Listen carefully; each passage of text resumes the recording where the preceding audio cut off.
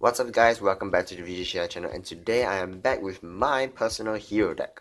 So if you guys seen that video of where I played Raizers against my friend who played a hero deck, some viewers contacted and said, oh, why don't you try to do a hero deck profile or deck recipe so that you can follow.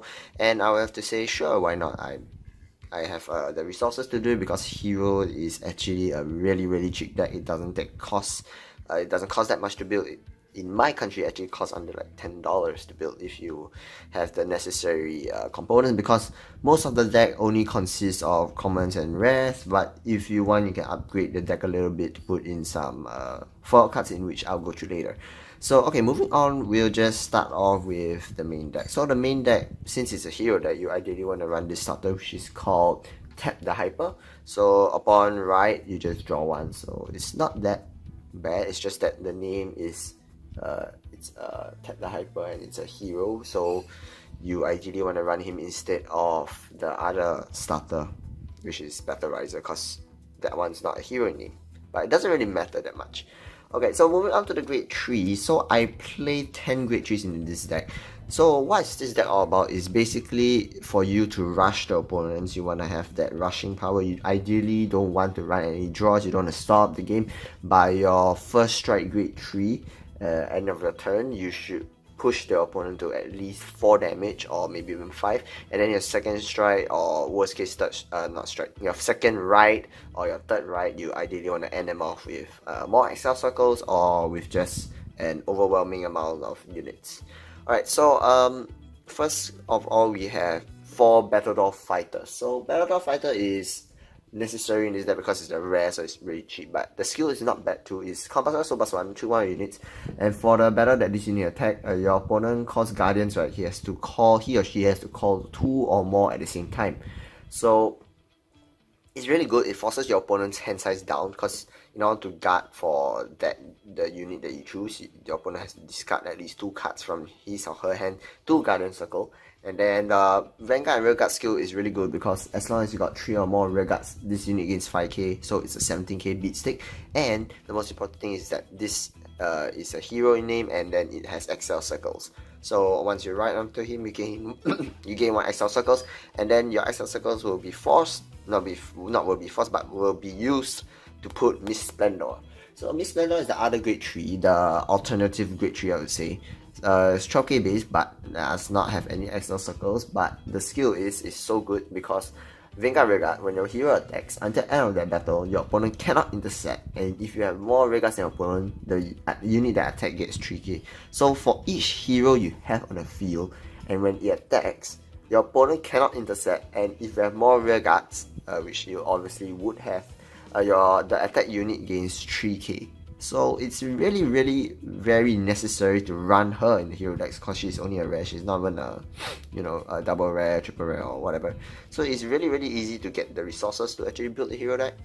And last but not least, I run 2 Ultra Kaisers just in case you don't have any combat. So Ultra Kaisers is triple rare, which makes up the main bulk of the price of this deck, to be honest.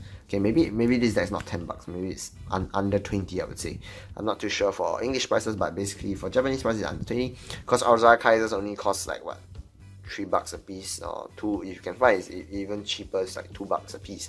So basically, yes, the Excel circle and the skill of Ultra Kaiser is basically very simple. It's whenever you drive check into a grade 2 or greater card, stand on rear guards, and then if the reveal card is a grade 3, you may count +1, and the stand units, wherever you stand, the rearguard that stood gains 10k at the end of the turn. So it's really good.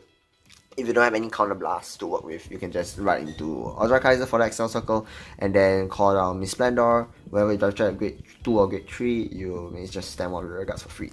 So 2 of that. So total, I run 10 grade 3s. Moving on to the grade 2. So the grade 2s is pretty standard too. So since it's not a Riser deck, you ideally want to run most of them heroes. So for Boomerang Thrower, because it's a hero in name, so Boomerang Thrower is very simple. If you have less than 1 soul, you may soul charge 1.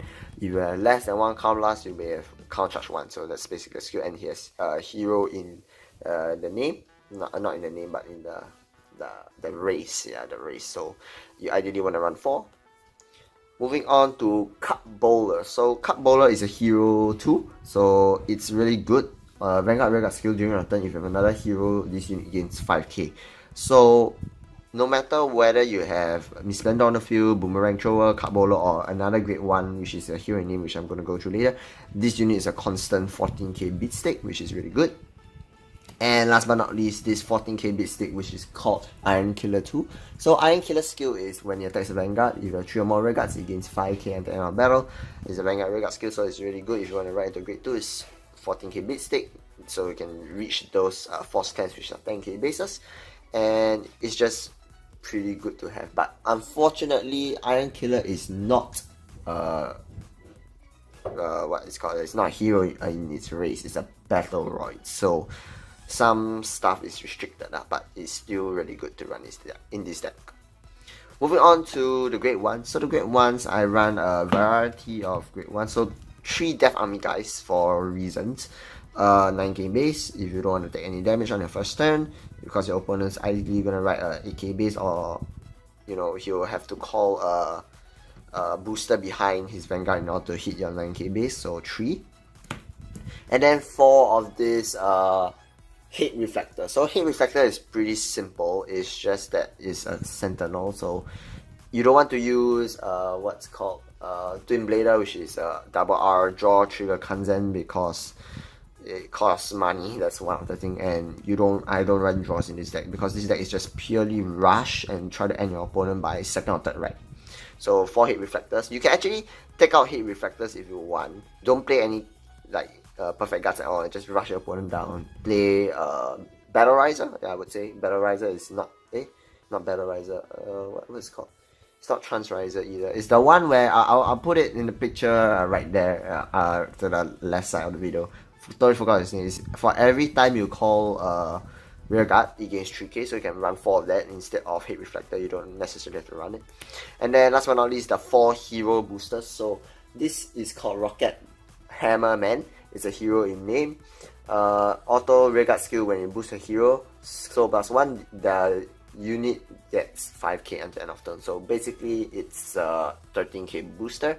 It's really good, and it has a hero in name. It's a 10k shield, and overall, for cost of 1 Soul Blast gains 5k, it's a 13k beat stick. It actually hits numbers, so it's really good. You not ideally, but you need to run 4.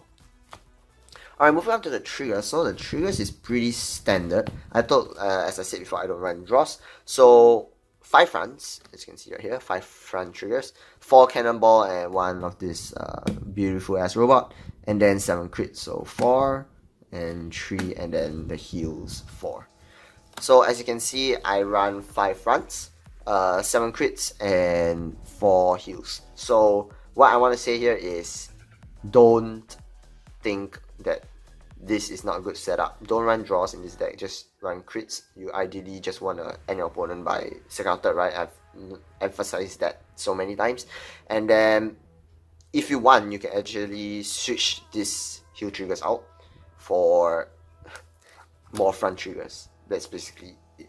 Or more crit triggers. You can just play 8 crits, 8 fronts if you want. It doesn't really matter, because this is a rush deck. You don't really need heals. You ideally want to no guard most of your opponent's attacks, unless you are, at 5 damage and you don't want to take any more damage because you'll lose the game.